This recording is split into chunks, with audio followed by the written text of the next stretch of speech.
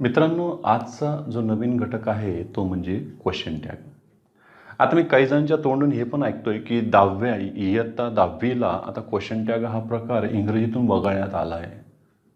सिलॅबसमधून त्यांना तो वगळण्यात आला आहे असं ऐकण्यात आलं आहे. पण आपलं MPSC बघा, त्यांना काही वगळो काही नवीन घेऊ, आपल्याला मात्र सर्वच अभ्यासत राहावं लागते. ना क्वेश्चन टॅग म्हटलं की बऱ्याच जणांचा भोवळ्या अशा उंचावतात, अरे एवढा सोपा प्रकार कशाला घ्यायले सर, ना तो मग काय घ्यायला पाहिजे, डिग्री घ्यायला पाहिजे, इंडायस स्पीच घ्यायला पाहिजे, सिम्पल कॉम्प्लेक्स कंपाऊंड सेंटेन्स आहेत ते पण घ्यायला पाहिजे. प्रत्येकाला आपल्याला परीक्षेमध्ये गुण सारखेच असतात, कोणीच कमी जास्त गुणाचा नाही. झालं. मग क्वेश्चन टॅग मागे मागे सुरुवातीला येत होते, फार सोपे उदाहरण येत होते, त्याच्यामुळे बऱ्याच जण म्हटलं की क्वेश्चन टॅग सोपाच असतो. नंतर तो 2016-17च्या दरम्यान देखील क्वेश्चन टॅगची अशी उदाहरणं आली ती अवघड उदाहरणं होती, मग त्याची सुद्धा उत्तरं काढता काढता नाकेनऊ आली मुलांना. मग क्वेश्चन टॅग आपण सर्व पूर्ण शिकला पाहिजे. त्याच्यामध्ये बघूया क्वेश्चन टॅग.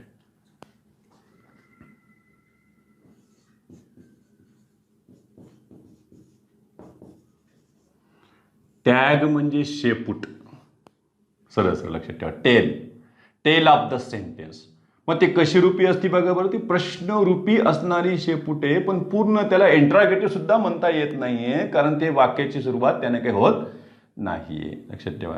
आणि तो फक्त एकटा बाजूला काढून लिहिला जात नाही, तो वाक्यासहितच पूर्ण घ्यावा लागतो, त्यालाच आपण क्वेश्चन टॅग म्हणतो. बघा, क्वेश्चन टॅग म्हणजे हे काय झालं, प्रश्नरूपी शेपूट झाले वाक्याचं. कोणत्या वाक्याचं बघा, असेच वाक्य निवडावं लागतील की ज्यांच्या शेवटी पूर्णविराम असते. त्या पूर्णविरामाचाच आपण स्वल्पविराम करतो, कॉमा करतो, आणि मग पुढे क्वेश्चन टॅग आपण जोडत असतो.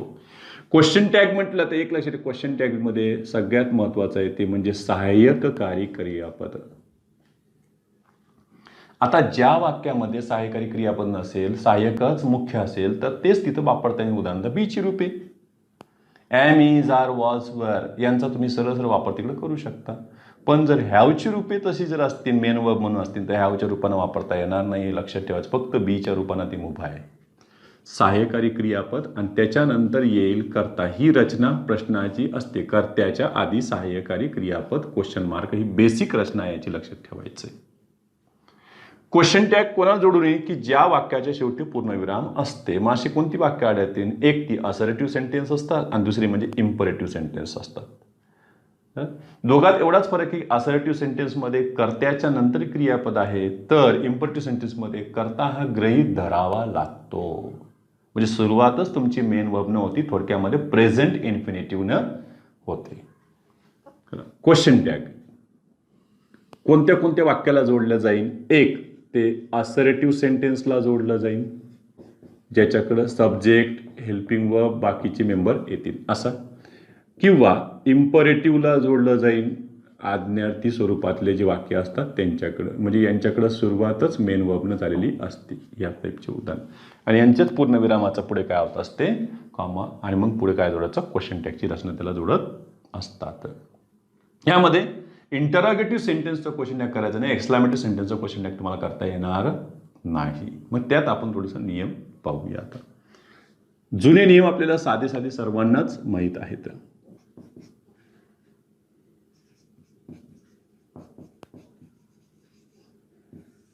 होकारार्थी विधानाचे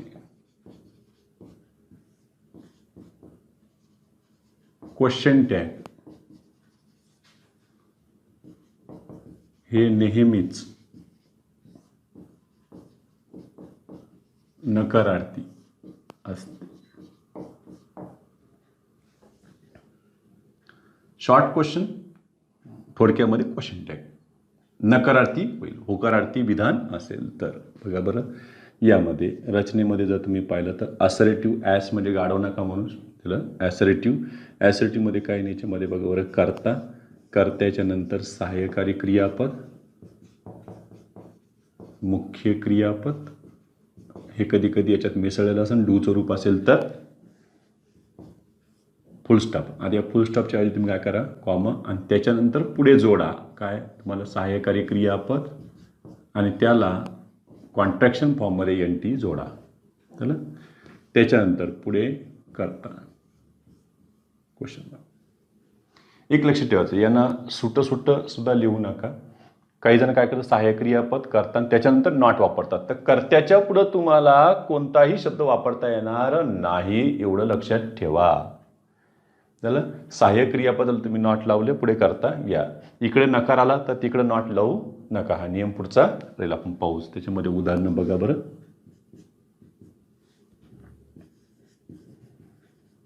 राणी हेल्प्स मी. पहिले सोपे सोपेच उदाहरण घेऊ. Helps me. हेल्पला काय लागले रे, यस. यस म्हणजे यांच्यामध्ये सहाय्यक क्रियापद डज, काढा त्याला बाहेर. डजचं काय झालंय, डझंट. आता इथला करता कोण असावा, तोही महत्वाचा मुद्दा आहे. तर इथला करता एक लक्षात ठेवायचा, तो प्रोनाऊनच्या रूपात असावा. तो पण कोणते, तुमचे जे काही पर्सनल प्रोनाऊन आहे त्या रूपात असावा. किंवा एखादा त्याच्यामध्ये प्रोनाऊन मध्ये पण कोणते, पर्सनल.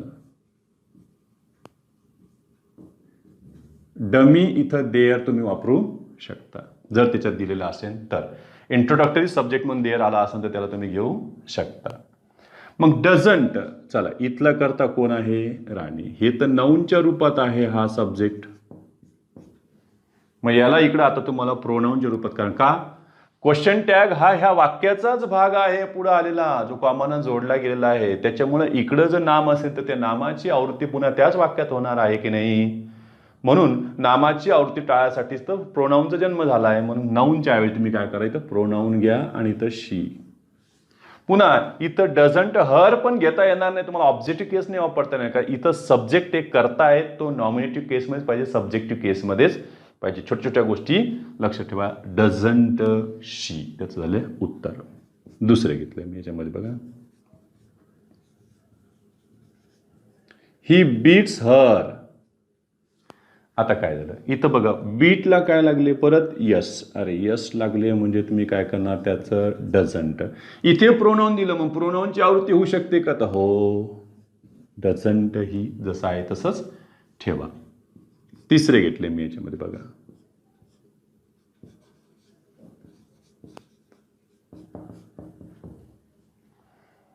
I done it. मग हे व्हीई काय आहे हो सर, हे व्हीई, अरे हे व्हीई कोण आहे, हॅव आहे. मग हॅव हे मेन वर्ब आहे का हेल्पिंग वर्ब आहे ते पण चेक करून घ्या. का बघा याच्या बाजूला मेन वर्ब आलेले आहे, म्हणजे हे 100% हेल्पिंग वर्ब आहे. काढा त्याला बाहेर कान पकडून त्याचं. हॅवंट आय, हे त्याचं उत्तर. पुन्हा बघा मी इथं असं दिले, आय हॅव अ बुक. आता सांगा हे काय आहे. इथे व्हीई हे झालं हॅव, पण हे हॅव हेल्पिंग वर्ब होते, मेन वर्ब बाजूलाच होते. आता सांगा याच्यामध्ये आय हॅव अ बुक, हे याच्यामध्ये मेन वर्बचं काम करत आहे. मग याच्या सहाय्यक कोण आहे, तर एक लक्षात ठेवायचं, याच्यामध्ये सहाय्यक आहे बघा बरं, डू प्लस हॅव, अशी रचना लक्षात तुम्हाला आली पाहिजे. आय सोबत डू, प्रेझेंटमध्ये आहे डू, हे झालं याच्यातलं हेल्पिंग वर्ब. ते त्याच्यात मिसळलेलं होतं, ते दिसत नव्हतं. हॅव हे मेन वर्ब झालेले आहे. मग तुम्ही इथं उत्तर काढले बघा बरं, डोंट आय. ते मुद्दाम करून तुम्हाला एक पर्याय असा सुद्धा देतील, हॅवंट आय. ह्या दोनपैकी तुम्ही निवडा. आपण काय करतो म्हणतो का, जसं सहाय्यक क्रियापद दिसते त्याला उचलून लगेच तिकडे क्वेश्चन टॅगमध्ये आपण घेऊन जातो आणि गोंधळ घालतो. बघा बरं, आय हॅव अ बुक, लगेच हॅवंट आय, चूक. उत्तर काय याच्यामध्ये, डोंट आय. हे सुद्धा आपण शिकणारचो, बरीचशी उदाहरणं घेऊन हे आले पाहिजे. पुन्हा बघा मी इथे घेतले बघा, ही कट अ ट्री. जेव्हा तुम्हाला हेल्पिंग वर्ब दिसतच नाही सर, त्याच्यात ॲमीज आर दिसायला नाही, वॉज दिसायला नाही वाक्यामध्ये, सर त्याला यस पण लागलं नाही हो सर, डज पण नव्हतं त्याच्यामध्ये, हॅव हॅज हॅडचा पत्ता नाही, मॉडेलचा पत्ता नाही, कोणीच नाही सर. मग आहे की नाही, मग याच्यात सांगा डू आहे का डीड आहे, डू आहे का डीड आहे. या दोनच मेंबर दिसू शकतात, एक तर डू किंवा डीड, केवळ कटचा विचार केला तर. पण आता वाक्यानुसार बघा, ज्या वेळेला क्रियापद तुम्हाला काळ दाखवण्यासाठी त्याचं रूप मदत करत नसेल तेव्हा कर्त्याकडे धाव घ्यावी. तू म्हणतो कर्ता पण काळ दाखवतो काय, हो कधी कधी मदत करतो, तो स्वतःने दाखवत पण त्याच्या रचनेहून दाखवते. बघा ही हे थर्ड पर्सन सिंग्युलरमध्ये, त्याच्यासोबत इथं यस लागलंय का, तर नाही. तो म्हणतो की आमच्यासोबत प्रेझेंटमध्ये काय पाहिजे, यस पाहिजे, नसेल तर पास्टमध्ये घेऊन चाला. सरळ.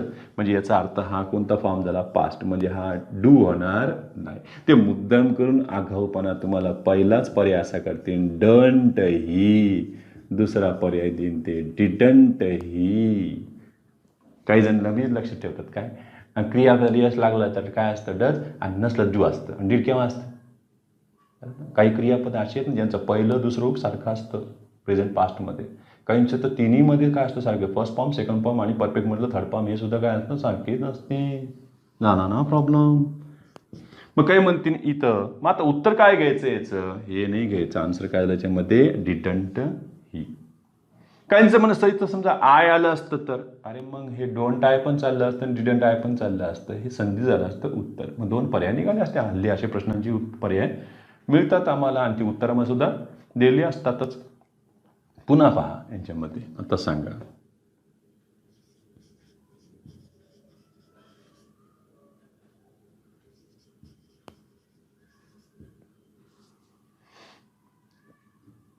शी रीड अ नॉवल का शी red a novel?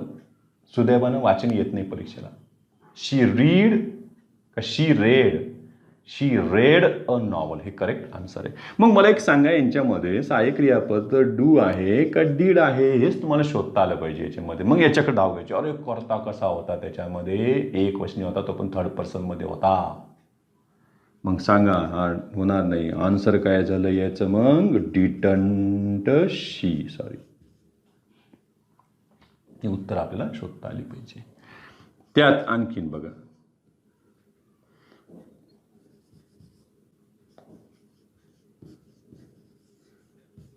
The boys work hard. अशा उदाहरणामध्ये सुद्धा बरेचसे विद्यार्थी गोंधळ करतायत.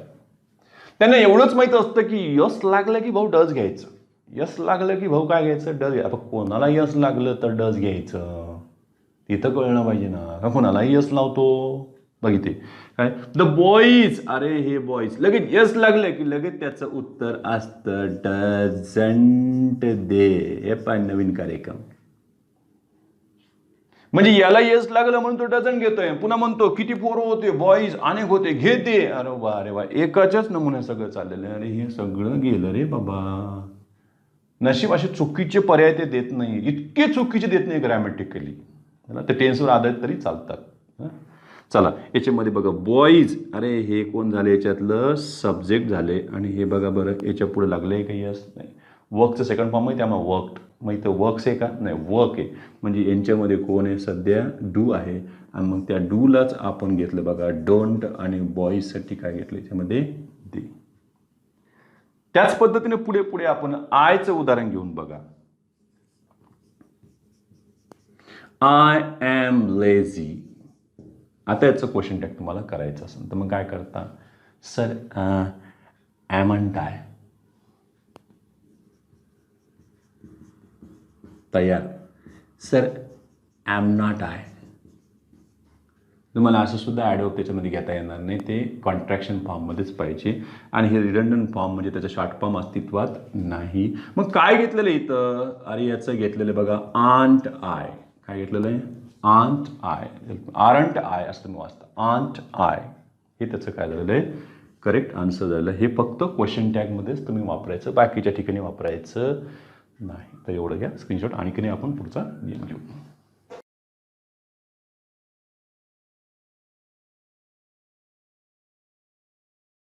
क्वेश्चन टॅगचा दुसरा नियम पाहूया आपण. त्याच्या आधी बघा, इथला जो कर्ता आहे परत परत लक्षात ठेवायचा, पर्सनल प्रोनाऊनच्या रूपात पाहिजे तुम्हाला. एक तर तो आयच्या रूपात राहील, वीच्या रूपात राहील, यूच्या रूपात राहील, ही, शी, इट, दे. आणि डमी जर तुम्ही वापरलं तर ते लक्षात ठेवायचं देअरच्या रूपात. तो जर सेंटेन्समध्ये देअर असेल तरच, अन्यथा नाही. यांच्यावर मी भर द्यावा विशेष. बघा दुसरं उदाहरण, दुसरा नियम. होकारार्थी विधानाचं क्वेश्चन टॅग नकारार्थी. नकारार्थी विधानाचं क्वेश्चन टॅग काय होईल बघा बरं आता इथं.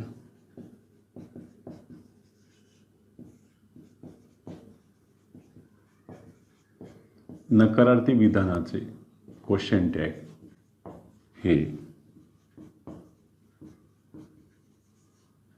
होकारार्थी असते. मग आता नकार कोण कोण देणार विधानाला पहा बरं.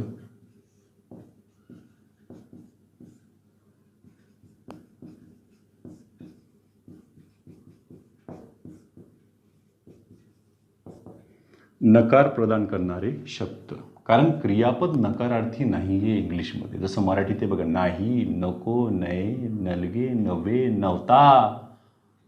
इकडं नाही ना तसं, बघ ना.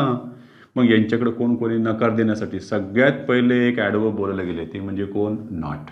ते नकार प्रदान करू शकते. बघा बरं, नॉट, नेवर. मग ननचा उपयोग झाला. हे पहिले दोन ॲडवर्ब, बाकीचे मग आता प्रोनाऊनमध्ये सुरू झाले. बघा, नन, लगेच तुम्ही त्याला वेगळं केलं. No one, nobody, nothing. No हे ॲडजेक्टिव्ह ॲडवर्ब म्हणून देखील काम करू शकते, यांचा वापर करा. नो, त्याच्यानंतर आले नायदर. झालं, तुम्ही नायदर हे प्रोनाऊन म्हणून ॲडजेक्टिव्ह म्हणून सुद्धा यूज करू शकता. आणि तसंच जर जोड जर आली तरीही लक्षात ठेवा, नायदर नॉर हे सुद्धा तुम्हाला नकार प्रदान करून देतील त्या उदाहरणाला. झालं. तसेच आणखीन काही ॲडवर्ब्स आहेत का नकार प्रदान करणारे, बघा, ज्यांना आपण सेमी निगेटिव्ह म्हणतो. सेमी निगेटिव्ह ॲडवर्ब्स, अर्धा अर्थ जे नकार तर आलाच ना शेवटी, थोडा का नाही, विरजन जरी टाकलं तरी झालं, संपलं त्या वाक्यामध्ये. त्याच्यात आले बघा बरं, हार्डली, स्केअर्सली, रेअरली, बेअरली, सेल्डम, क्वचितच, कधी कधी, ओनली. हे ॲडवर्ब म्हणून असावे, ॲडजेक्टिव्ह म्हणून नसावे, लक्षात ठेवायचं, नाही तर सगळा गोंधळ. काही ॲडजेक्टिव्ह सुद्धा आहेत बघा यांच्यामध्ये आढळलेले. त्याच्यामध्ये बघा, लिटल, लिटलचा अर्थ आपण लावतो बघा नॉट मच. आणि दुसरा आहे फ्यूचा अर्थ आपण लावतो बघा नॉट मेनी, म्हणजे फारच कमी, नसल्यागतच त्या अर्थानं जर घेतले तर ते काय म्हणतील त्याच्यामध्ये नकारार्थीमध्ये.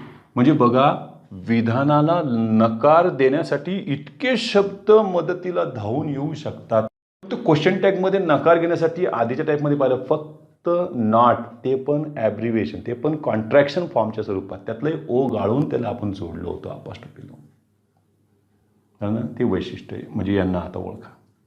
हे तर कोणी ओळखून घेणार, सर सगळे यन नसू झाले, यन नकार असतं, सगळे नकारानं आले, ठीक आहे. इकडचे आले तर मग प्रॉब्लेम बघतं घरी. चला, असर्टिव्हमध्ये आलेलो आहे आपण. यात परत येईन करता, सहाय्यकारी क्रियापद,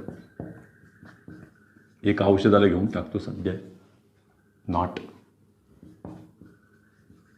मुख्य क्रियापद, फुल स्टॉप. आता याला आपण काय करूया, कॉमा जोडून पुढे क्वेश्चन टॅग. क्वेश्चन टॅगमध्ये फक्त सहाय्यकारी क्रियापद, आता नॉट इकडे घेऊ नका. करता प्रोनाऊनच्या रूपात. उदाहरण, Raju does not help me. इतके सोपे आणि इतके पांचट उदाहरणं तर परीक्षेला येणार नाही. आता काय 5वी 6वीची पण नाही आहेत. इथं स्पष्ट दिसतंय डज, याच्यात काय दिसतं नॉट. अरे उत्तर काय आलं याचं भाऊ, डज. राजूसाठी काय झालं, ही संपलं उत्तर. काही काही परीक्षेमध्ये असे सुद्धा आलेत बघा, I do not know the answer. खरंच हा कर झाला होता प्रश्नांचा. हे बाई इथं कोण दिसतंय, डू. मग काय, डू आय का डोंट आय, डू आय. तुम्हाला म्हणजे परीक्षकाला तुमचं हे तपासायचं, तुम्हाला होकार नकार ओळखता येतो की नाही. ही एकदम सोपी पद्धत झाली. आणि थोडंसं अवघडामध्ये चालत जाऊ ना आपण, फक्त खरी पुढे पुढे पुढे पुढे पुढे. शी नेवर टेक्स टी. ती कधी चहा घेत नाही. मग सांग, नेवर आलं ना याच्यामध्ये, आता नकार आलं. इथलं काय लागलं बाबा याला, यस. यस लागले म्हणजे याच्यात काय काय लागेल तुम्हाला. मग पहिलाच पर्याय देऊन तो डझंट शी, एक पर्याय. आणि दुसरा दिन तो डज शी. कारण काही नॉट दिसलं नाही की गोंधळून जातात. अरे नेवर आहे ना बाबा, हे होणार नाही, आन्सर कोण त्याच्यामध्ये डज शी. त्याला व्यवस्थित पहा, गोंधळ करू नका त्यामध्ये. बघा, शी सेड नथिंग. अरे ती काहीच बोलली नाही. चला, नथिंग याच्यात काय आलेलं आहे, नकार ते प्रदान करायचं. शी सेड नथिंग याचा अर्थ आहे शी डिड नॉट से एनिथिंग. झालं. म्हणजे याच्यामध्ये सेड सॉरी वर्बचं सेकंड फॉर्म आहे. मग याच्यात पहिलाच पर्याय दिला आम्ही डिडंट शी, दुसरा पर्याय दिला आम्ही डिड शी. कोणता घ्यायचा याच्यामध्ये? तर अरे डीड आले म्हणजे काय झालं तुम्ही, डिडंट घेता येणार नाही, त्याच्याकडे नकार आलेला आहे, ते समजून घ्यावे, नाहीतर सगळा गोंधळच आहे. आता सांगा, ही हॅज नो मनी. हे आपण पुढं पाहणारच आहोत आणखी नियमामध्ये. कॉमा मी आधी देऊन ठेवला, क्वेश्चन टॅग तयार करायचा आहे. ही हॅज नो मनी, नकार आला याच्यामध्ये, ओळखलाय, फार छान, आनंद झालाय. याच्यामध्ये सांगा, हे मेन वर्ब आहे, आता हेल्पिंग वर्ब नाही. आणि मग त्यांनी सुरुवात केली, मला सांगा हे मेन वर्ब आहे, तर मग सहाय्यकारी क्रियापद याच्यामध्ये डूचं रूप डज आहे आणि बेस फॉर्म कोणी हॅव, हे तुम्हाला लगेच ओळखता यायला पाहिजे. ही हॅज नो मनीचा अर्थ आहे he does not have any money. हे मिनिंग तुमच्या डोक्यामध्ये आलं पाहिजे. मग सांगा आता, पहिलाच पर्याय त्यांनी दिला हॅज ही, दुसरा पर्याय दिला त्यांनी डज ही. मग कोणतं घ्यायचं याच्यातलं सांगा. मग हॅजला पाहिले काही जण काय करत नाही, हॅज नकार आहे, होकार घ्या, हॅज ही.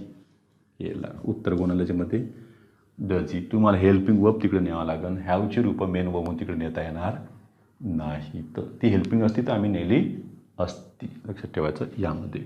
आता काही विचित्र उदाहरणच पाहू ना आपण त्याच्यातले. पहा, द बॉईज हार्डली वर्क. अशा टाईपची उदाहरणं विचारली गेलेली आहेत, लक्षात ठेवायचं. पण क्वेश्चन टॅगमध्ये नाही, वेगळ्याच अर्थानं. बघा, द बॉईज हार्डली वर्क याचं मिनिंगच सांगा म्हणतात ते, लगेच पण ते काही पर्याय देतात. The boys work does not, the boys do not work hard, असं त्याचं एक उत्तर देत आहेत. ते उत्तर त्याला चालणार नाही, लक्षात ठेवा. ह्या हार्डलीचा त्या हार्डशी काही संबंध नाही आहे, हे नकारातून चाललेलं आहे. बघा, सरळ सरळ हार्डलीचा अर्थ असतो एक्झॅक्टली नो, नॉट ज्याला म्हणतो आपण सरळ सरळ सरळ. काय बघा, the boys do not work असा अर्थ याच्यात दडलेला आहे. झालं. कारण सेंटेन्समध्ये माहिती आहे का, दोन स्ट्रक्चर असतात. दोन स्ट्रक्चर म्हणजे काय, सरफेस स्ट्रक्चर तुम्हाला दिसतं काय, आणि त्यात अर्थाचं दडलेलं डीप स्ट्रक्चर काय ते कळलं पाहिजे. डीप स्ट्रक्चरवर हा खेळ चालतोय काही काही ठिकाणी. वाक्याला होकार नकार त्याच्यातून तुम्ही देताय, प्रदान करताय. बघा, द बॉईज हार्डली वर्क, लगेच त्याची यस पाहून उड्या मारू नका, आता सांगितले. आणि हे कोण झाले, सब्जेक्ट. आणि हे सब्जेक्ट कसं आहे रे बाबा, प्लुरल आहे. याच्यात कोण आहे मग, डू. मग सांग, पहिलाच पर्याय दिला तुम्हाला डोंट दे, आणि दुसरा पर्याय दिला तुम्हाला डू दे. सांगा या दोघांपैकी कोण घ्यायचं? काय म्हणते याच्यामध्ये, नॉट आहे का, नाही, घे ना मग यालाच, गेला आउट. उत्तर कोण निघालं याच्यामध्ये, डू दे, त्यात आलं पाहिजे.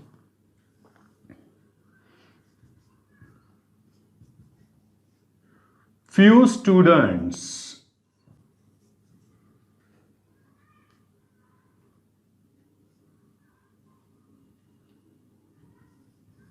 R present. क्वेश्चन टॅग त्याचं. फारच कमी मुले हजर होती, बोटावर पोहोचण्यासारखी, बोटही जास्त झाली होती. बरोबर. Few students are present. मग लगेच त्यांनी आन्सर दिले त्याचे सगळ्यात पहिले. बघा बरं, आंट दे, आणि दुसरं दिलं आर दे. कोणते घ्यायचं? पुन्हा याच्यात काही जण नॉट शोधत बसले, नकारात्मक शब्द शोधत बसतात. हे खालचे बघतच नाही, ते ॲडवर्ब्स आले किंवा ॲडजेक्टिव्ह आले त्याच्यामध्ये. बघा बरं, याच्यामध्ये फ्यू आलेलं आहे, मीन्स काय, नॉट मेनी. जर इथं अ फ्यू असतं तर ते उदाहरण तुमचं वरचं बरोबर झालं असतं. बघा, अ फ्यूचा अर्थ आहे सम, काहीतरी आहेत.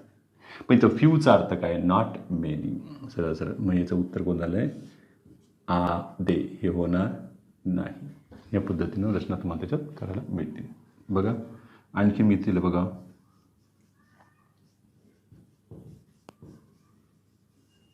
Barking dog seldom bite. भुंकणारी कुत्रे क्वचितच चावतात. बार्किंग डॉग्स याच्यातला हा सब्जेक्ट आहे आणि सब्जेक्ट कसा झाला आहे प्लुरल. इथं सेल्डममध्येच नॉट आलेलं आहे. सरळ सरळ barking dogs do not bite असा अर्थ त्याच्यात दडलेला आहे. बघा बरं. मग इथे कोण आलं याच्यातलं सहाय्यक क्रियापद. मग सांगा डोंट दे त्याचा आन्सर आहे का डू दे त्याचा आन्सर आहे. तर आन्सर कोणाला देतलं डू दे हे होणार नाही. एवढं घ्या स्क्रीनशॉट.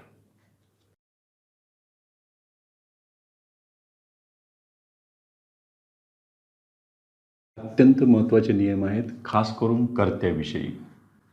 विधानात असणारा कर्ता हा पुढे क्वेश्चन टॅगमध्ये नेत असताना काही वेगळे नियम आहेत का ते देखील आपण पाहूया. कर्ते तिकडचे बदलणार नाही तेच राहणार त्यात काही वाद नाही. बघा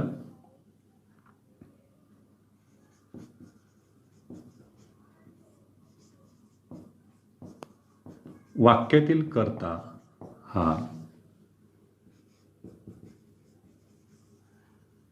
everyone, everybody, no one, nobody, none,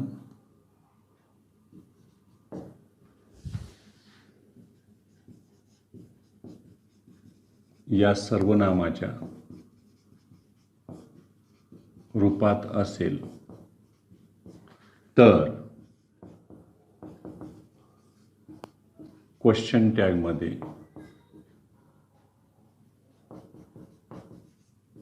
त्यासाठी दे हे सर्वनाम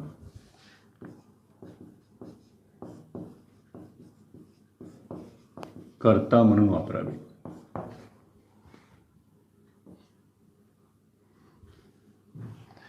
याचा अर्थ त्याच्यामध्ये अनेकत्व दडलेलं असतं जरी ते रूपाने एकवचनी असले तरीही. बघा बरं सरफेस स्ट्रक्चर आणि डीप स्ट्रक्चरचा हा फरक आहे.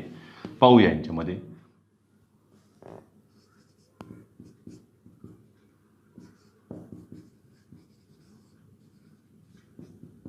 एव्हरीवन इज प्रेझेंट यांना काय म्हणायचं याच्यातून बघा बरं. प्रत्येक जण हजर आहे असं त्याला म्हणायचंय. तुम्ही बघा याच्यात अनेकत्व कसं दडलंय उदाहरणातून सांगता येईल ना तुम्हाला. त्याला काय उदाहरण सांगतो तुम्हाला. बघा समजा आता पूर्ण वर्गामध्ये एवढे मोठे डेस्क आहेत पण तिथं एकच विद्यार्थी बसलेला आहे आणि मी शिकवतोय आणि मी त्याला विचारलंय आर यू रेडी आणि त्यानं उत्तर दिलं सर एव्हरीवन इज रेडी. आता हे बरोबर झालं का किती बसले एवढ्या मोठ्या हॉलमध्ये सगळ्या डेस्कवर एकच पोरगं बसलेले बघतो आणि तेच म्हणते काय मुली पण नाही त्याच्यात एकच मुलगा एकच विद्यार्थी बसलेला आहे. एव्हरीबडी म्हणतोय अरे मी त्याला काय विचारलं आर यू रेडी त्यानं उत्तर द्यायला पाहिजे होतं येस आय ॲम एवढं त्याचं उत्तर पाहिजे होतं. पण आता पूर्ण हॉल गच्च भरलेला आहे आणि मी विचारलं आर यू रेडी तुमच्यातला एक जण उभा राहतो बस सर एव्हरीवन इज रेडी. प्रत्येकजण हजर आहे प्रत्येकजण तयार आहे तुम्ही बोला फक्त सर काय करायचं आहे. मग याचा अर्थ काय झाला मग एव्हरीवन इज प्रेझेंट त्यानं त्याच्या बाजूनं बोललो होतो पण मी माझ्या बाजूने काय म्हणा सगळे तयार आहेत. एव्हरीवन इज प्रेझेंट मध्येच दडलेले बघा एव्हरीवन. मग तुम्हाला क्वेश्चन टॅग लगेच द्यायला सुरुवात करतील. क्वेश्चन टॅग भरा. पर्याय तयार तुमच्यासाठी सगळ्यात पहिला पर्याय इज. आर तुमचं लक्ष कोणाकडे जाईल सगळ्यात पहिले इजकडे जाणार दुसऱ्या कोणाकडे जाणार आहे बाबा. चला काय झालं रे इज पुन्हा हे होकारार्थी आहे इजंट इजंट ही काही म्हणतात ना की एव्हरीवन नो वन नो बडी एव्हरीबडी जे काही आहे यांना जेंडर नसते ते कोणत्याही एका जेंडरमध्ये घेता येतात अनिश्चित आहेत ते. चला इजंट ही एक उत्तर दिले तुम्हाला. इजंट शी हे एक उत्तर दिले तुम्हाला. आणखीन एक उत्तर दिलं तुम्हाला काय इजंट दे. वा वा वा छान. आणि शेवटचं दिलं तुम्हाला आम्ही aren't they.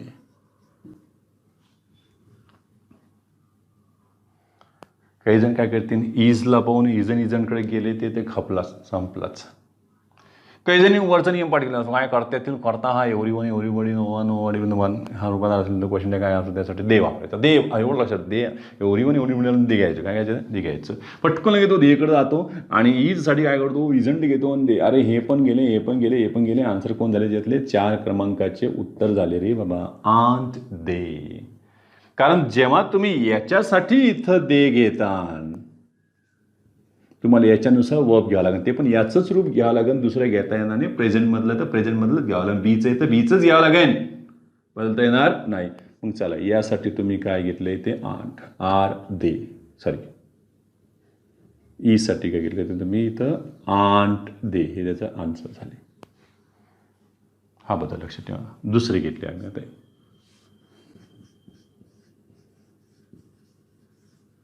nobody is absent.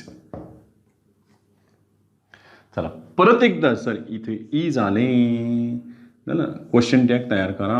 पहिलाच पर्याय इज ही दुसरा पर्याय इज शी तिसरा पर्याय इज एनीबडी असं टाकायला सुद्धा कमी करणार नाही तर आम्ही आणखीन एक पर्याय दिला त्याला इज दे असं होईन का रे बाबा. आम्ही आणखीन एक 5वा पर्याय दिला तुम्हाला चला घ्या ना मग आर दे. कोणतं घ्यायचं सर 5 पर्याय बँकिंग सारखंच टाकलं तुम्ही इथं बघ घे ना मग. चला नोबडी इज ॲबसेंट याचा अर्थ झालं बघा दे आर नॉट हा कोणतं ना प्रेझेंट.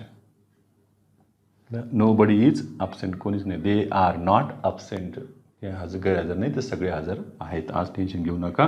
मग चला नोबडी इज ॲबसेंटसाठी हे तर घ्यायचीच नाही तुम्हाला उत्तर कोण त्याच्यामध्ये आ दे याच्यासाठी दे घेणार तर मग याचं काय करावं तुम्हाला आर. पण आता हे ॲमेझॉनमध्ये कळतं रे पुढं पण कळलं पाहिजे ना बघतं करी आता.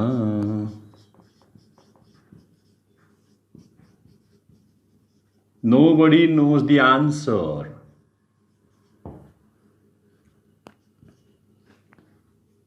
करायचं याला काय लागलं यस यस लागलं काय असतं डच लगेच सुरू झाला त्याचा कार्यक्रम डज ही नकार आहे ना नकार झाला. दुसरं लगेच दिन तो डज शी तिसरं दिन तो डज दे चौथं दिन तो डू दे एक पर्याय दिन. अशा वेळेस तुम्हाला डज पाहिलं यस पाहिलं की तुम्हाला डज दिसन आणि काही जण काय करतील यातलं याला यस आहे बिना यसवाला कसं काय दिला त्यालाच कट करतील चौथ्याला आणि तेच त्याचं उत्तर आहे. लक्षात ठेवायचं याचं जेव्हा दे होईल तेव्हा याचं नोज होणार नाही काय होईल नो होईल काय होईल नो नोमध्ये डू उत्तर काय त्याच्यामध्ये हे लक्षात ठेवायचं. आणखीन दिले आम्ही बघा बरं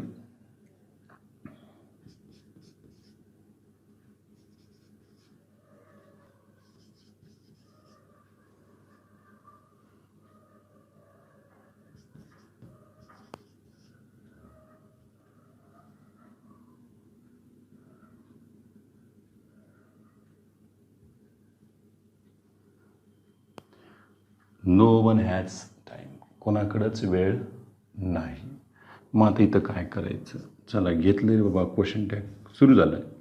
पहिली गोष्ट हे कोण याच्यातलं मेन वर्ब आहे मेन वर्ब असल्या कारणानं तुम्हाला काय करावं लागेल याच्यामध्ये कोण दडलं आहे ते आम्हाला सांगा. पहिली गोष्ट सर याच्यामध्ये डज आहे डज प्लस याच्यामध्ये कोण आहे हॅव आहे पण आम्हाला डज पण उपयोगाचं नाही लक्षात ठेवायचं आहे. मग त्यांनी पहिलाच पर्याय दिला तुला बघा हॅज ही दुसरा पर्याय दिला त्यांनी हॅज शी तिसरा पर्याय दिला त्यांनी हॅज दे. आता बघा काय काय करायला लागले ते आणि चौथा पर्याय दिला त्यांनी हॅव दे. 5वा पर्याय त्यांनी दिला डू दे. आणखीन एक त्यांनी पर्याय दिला मी पर्याय देतो बघा बरं किती किती त्यांच्याकडं चान्स आहेत. ते डज ही डज शी पण घेऊ शकतात बघा किती गोंधळ किती पर्याय करून ठेवले मी काय काय पॉसिबिलिटी होऊ शकते त्याची तुमच्यासमोर मांडून ठेवते. लक्षात घेतलं की तो डजकडे जाईन जीव द्यायला लगेच तो डज आणि डज दे घ्यायला पण कमी करणार नाही. काही जण म्हणते अरे हॅज झालं, मग काय झालं, हे तर हॅज हॅज हॅज हॅज हॅजवाले तर कोणी चालणारच नाही रे बाबा. मग त्याचा विचार नाही ना. नो वनचं दे होते, काय होते, नो वनचे दे होते. आणि सांगितलं देनुसार काय घ्यायचे, हेल्पिंग वर्ब घ्यायची. लगेच मग हॅव दे होणार नाही, मेन वर्ब येते. मग आहे उत्तर आलं त्याच्यातले डू दे, हे पण होणार नाही. किती पर्याय आहे त्याच्यामध्ये येण्यासाठी, लक्षात ठेवायचं. तेवढं घ्या स्क्रीनशॉट.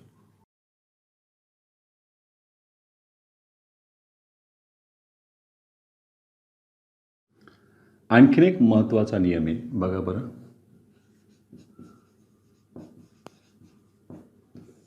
वाक्यातील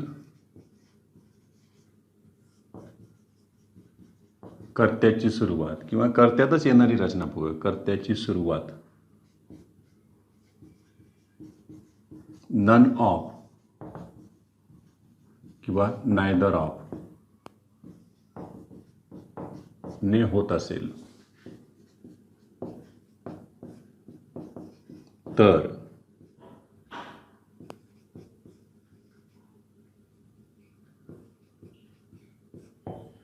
यानंतर येणाऱ्या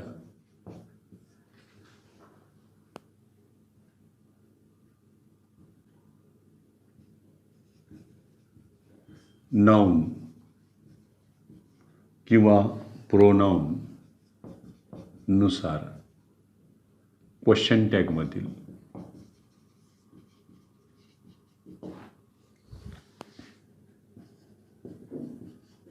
कर्ता ठरवावा. आता मुळातच हे नकारार्थीच आहे, त्याच्यामुळे क्वेश्चन टॅग होकारार्थीच होणार आहे. पण त्यात निवड कोणाकडून करायची बघा. नन नायदर हे प्रोनाऊनचेच कामं करतायत, पण त्यांच्यानंतर येणारं नाऊन किंवा प्रोनाऊन ते ठरवणार आहेत. जसं आपल्याला हे पण नियम बघा. नन ऑफ म्हणजे नन जेव्हा प्रोनाऊनचं काम करतं, नन ऑफच्या नंतर अनकाउंटेबल नाऊनसुद्धा येते. नन ऑफच्या नंतर प्लुरल नाऊनसुद्धा येऊ शकते, प्लुरल प्रोनाऊनसुद्धा येऊ शकते. नायदर ऑफच्या नंतर तर प्लुरल नाऊनच येईल किंवा प्रोनाऊन येईल. त्याच्यामध्ये बघूया आपण काय काय होऊ शकतंय. एक्झाम्पलमध्ये तुम्ही घेतलं याच्यामध्ये बघा. नन ऑफ आले, none of the students is ready. कारण आपल्या माहिती निश्चित संख्येचा बोध होत नसेल तर नन सिंग्युलर येऊ शकते, नन प्लुरल येऊ शकते. त्यांच्या याच्यावर आहे बघा. None of the students is ready याचं क्वेश्चन टॅग करा म्हटले. मग तुमचा भर याच्यावर नाही ठेवायचा आहे. आता कशावर, नन ऑफच्या नंतर कोण आलं इथं, स्टुडंट्स. आणि स्टुडंट्स हे प्लुरल नाऊनमध्ये आहेत. मग प्लुरल नाऊनसाठी तुम्हाला आता इथं करता तारखा लागेल बघा. इथे इज लगेच घेऊ नका. स्टुडंटसाठी तुम्ही घेतलं इथे दे. आता दे सोबत तुम्हाला इज घेता येणार नाही, ते काय लागेल आर. परत हे नकारार्थी येतं, होकारार्थीच ठेवा लागेल. म्हणजे इथं काय लागेल तुम्हाला आर. हे झालं त्याचा answer, are they, are they. पुढे बघा. जर आम्ही इथं असे घेतले असते बघा, none of the food was wasted. आता सांगा इथे काय घेणार. None of the food. अरे फूड हे काय झालं याच्यातलं अनकाउंटेबल नाऊन आहे. अनकाउंटेबल नाऊन असेल तर फूडसाठी तुम्हाला काय घ्यावं लागेल, इट घ्यावं लागेल. मग इथं वॉजला वॉजच ठेवावं लागेल, तिथं काही बदल करता येणार नाही. झालं बघा वॉज इट, हे त्याचं काय झालंय आन्सर. तिसरे बघा. None of the boys knows the answer. कोणत्याच मला उत्तर माहीत नव्हतं.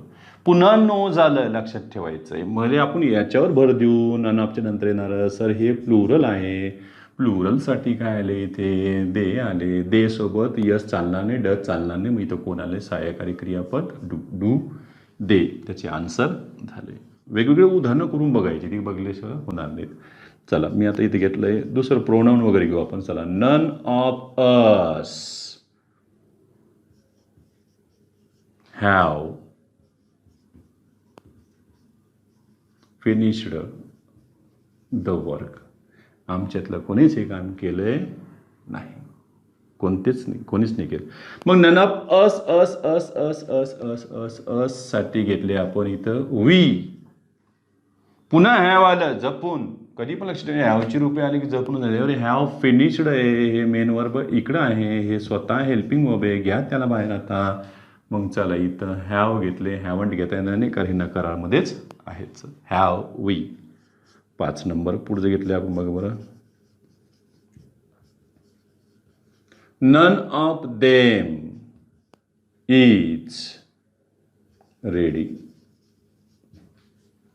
त्यांच्यापैकी कोणीच तयार नाही. मला देमला लक्षात ठेवा, देमचं इथं झाले दे सोबत इजने घेताना इथं काय लागन आर. सगळं भान ठेवत जा, लक्षात ठेवायचं. रिटर्नमध्ये उत्तर काढणं खरंच सोपं आहे याचं, पण जेव्हा ऑब्जेक्टिव्हमध्ये जातो ना लिहिण्याला वेळ नसतो, क्विक आन्सर द्यावं लागतं. आणि क्विकनेसमध्येच काय होतं माहिती आहे का, त्याच्यामध्ये एरर्स दडलेले असतात, चुकतो बघा माणूस. चला नन झाले का नायदरचं ते घेऊन पाहू ना. या नायदरला पुढे 2 लागणार, 2 पैकी कोणीही एक नाही असं म्हणायचं. Neither of the 2 girls is beautiful. एकही नाही. चल याच्यात परत काय आलं इज. लक्ष याच्याकडे कमी ठेवा, याच्याकडे कमी ठेवा. नायदर ऑफच्या नंतर काय आलं 2 गर्ल्स. हे प्लुरल आहेच दिसतंय तर त्याच्यामुळे प्रश्नच येत नाही. याच्यासाठी घेतलं आम्ही दे. आणि दे सोबत तुम्हाला इजने वापरताना काय करायला लागेल आर.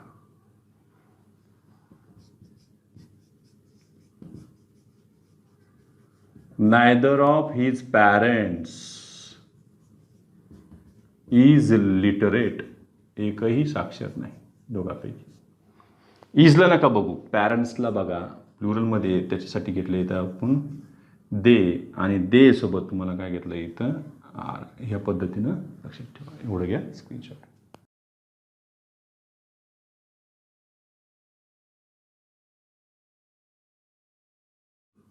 एक विधान देतो, त्याच्यावरून तुम्ही ठरवा, मग आपण नियम लिहून काढू. Man is social animal. एक दुसरं देतो मी याच्यामध्ये. Water boils.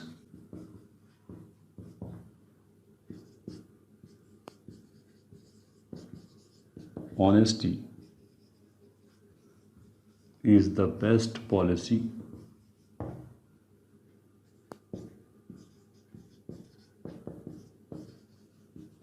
God is omnipotent. सर्वशक्तिमान आहे. The earth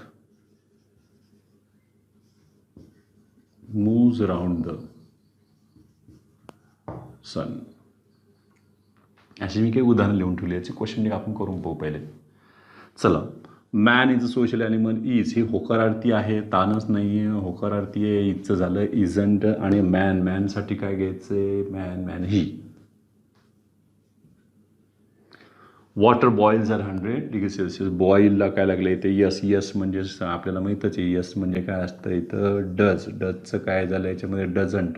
वॉटर हे अनकाउंटेबल नाऊन आहे ना, पदार्थामध्ये सुद्धा येते ती. इट शाबास. त्याच्यानंतर honesty is the best policy. इजचं काय झालं याच्यामध्ये अरे इजंट. आणि ऑनेस्टी हे भाववाचक नाम आहे, ॲब्स्ट्रॅक्ट नाऊन आहे, अनकाउंटेबल नाऊन सुद्धा आहे. सिंग्युलरमध्येच घेऊ आपण त्याला इटमध्ये. Gold is sorry god is omnipotent. इजसाठी काय घ्यायचं इथं इजंट. आणि गॉडसाठी काय घ्यायचं रे ही. अरे भाऊ ही नाही घ्यायचं, चुकलं हे. एक अंडू पांडू आहे का देवेन बाबा काय करतो इथं काय घ्यायचं ही. आपण बरेच वेळेस पण देवाला कॅपिटल लेटरनं घेत असतात कुठेही ही. शाबाश. दी अर्थ मूव्स राऊंड द सन. मूला काय इथं यस. चला घ्या इथं काय घेतलं आपण डजचं काय केलं आपण इथं डझंट. दी अर्थसाठी काय घेतलं तर प्लॅनेट म्हणून घेतलं इथं आपण इट. छान मित्रांनो. काय झालं हे सगळ्यातले याच्यातले बघा एखादं एक बरोबर आहे, बाकी सगळे गेलेले आहेत बघा. याच्यामध्ये हे चुकलेलं आहे, हे चुकलेलं आहे, हे करेक्ट आहे, हे गेले. कसं काय गेले सर हे. तर लक्ष द्या नियम पहा.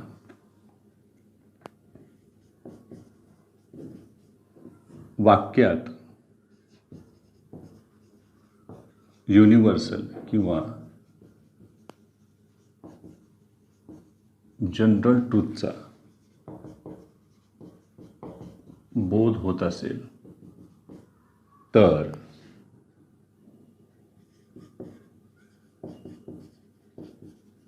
क्वेश्चन टॅग नेहमीच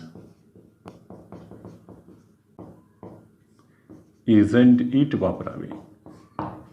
कारण हे इट त्या स्टेटमेंटसाठी असतं जे स्टेटमेंट युनिव्हर्सल किंवा जनरल ट्रूथ दाखवत असते. म्हणजे पूर्ण स्टेटमेंटच युनिव्हर्सल ट्रूथ आहे आणि त्यास पुन्हा स्टेटमेंटला गृहीत धरून तुम्हाला इट घ्यावं लागते.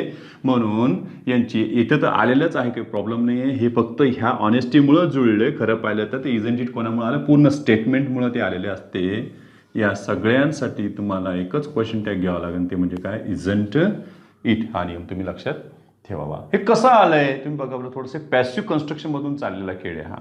आपण असं एक ऍक्टिव्ह पॅसिव्ह मध्ये कालच्या तासाला घेतलेले बघा बरं. क्लॉजमध्ये आठवा मुद्दाम याला अटॅच हा असतो. पुढे पुढे आपण ते लिंक न चालायचं कधी पण बरोबर लक्षात बसतंय आपलं. बघा, पीपल से दॅट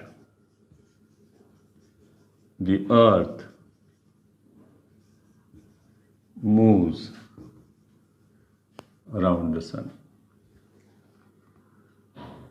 याच्यामध्ये बघा आपण याला पूर्ण स्टेटमेंटला इथं घेताना आपण असं घेतलं तर बघा, इट इज सेड दॅट. हा कार्यक्रम चालूच राहिला. काय, the earth moves round the sun.